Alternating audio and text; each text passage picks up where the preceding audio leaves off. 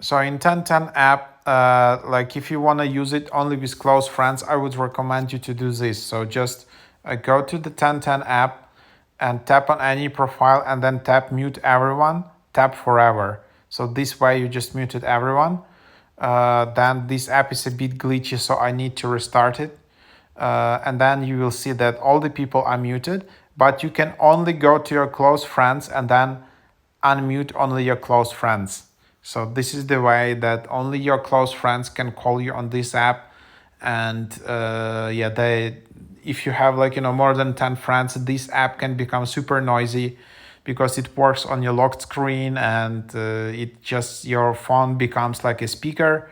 So just mute everyone and only unmute your close friends, few people, and then who you trust, and then you can just use this app in a better way. So that's what I would recommend for you to try out.